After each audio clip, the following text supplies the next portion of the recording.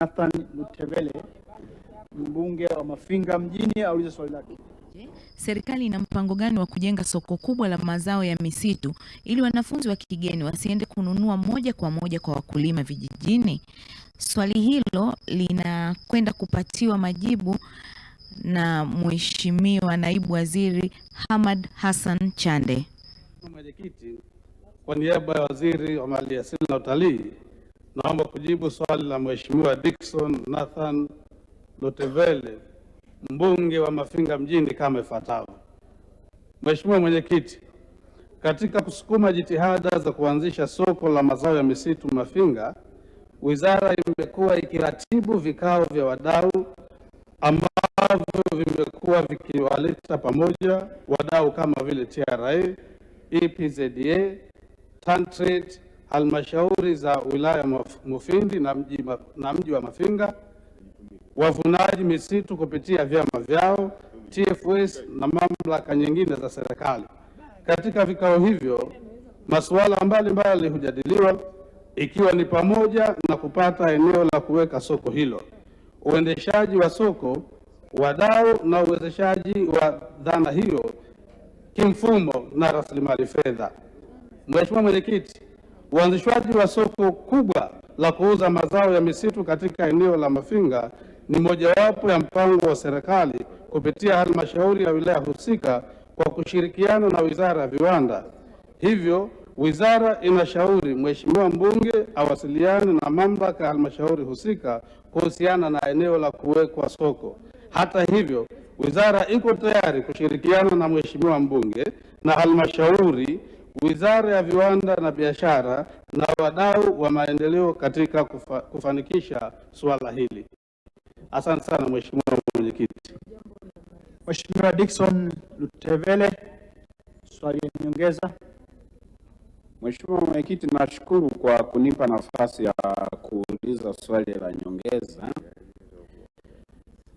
Kwanza naomba nianze kwa kuishukuru serikali baada ya kuona kilio cha wavunaji wa misitu katika halmashauri yetu kwamba wanauza mbao, wateja wanakwenda mpaka vijijini kununua mbao kwa bei ambazo sio rasmi.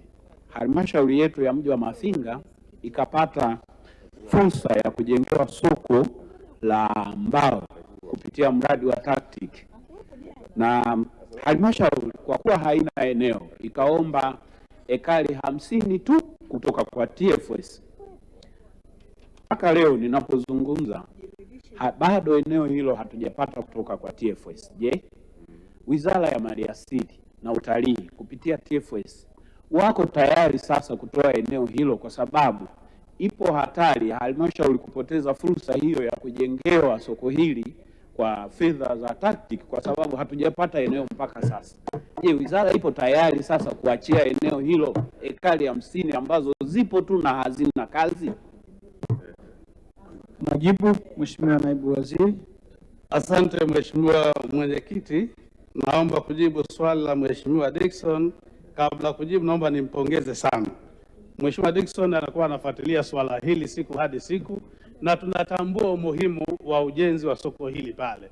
Kwa hiyo nimuombe Mheshimiwa Dickson aendelee kufanya subra, kwa kuwa tumesema tutakaa na Wizara ya Viwanda, halmashauri pamoja na yeye, nimhakikishie kwamba swala hili litafanyiwa kazi na mwisho wa siku mafanikio ya swala hilo ujenzi wa soko utapatikana.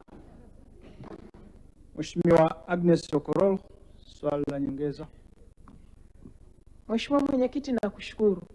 Kwa kuwa asali ni mazao ya misitu, kwa nini serikali haioni haja ya kuwajengea uwezo wananchi ambao wana misitu ya asili waliopo katika mkoa wa Mtwara, wilaya za Masasi na Nanyumbu na Newala, ili waweze kutumia asali kwa ajili ya kujiongezea kipato?